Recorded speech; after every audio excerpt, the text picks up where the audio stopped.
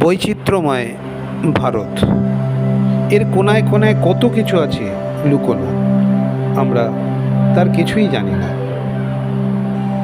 এই পাহাড়, এই পর্বত, দেখুন সর্বোপরি যেটা সবার খুব জানার আগ্রহ, বৌদ্ধ ধর্মের উৎপত্তিস্থল এবং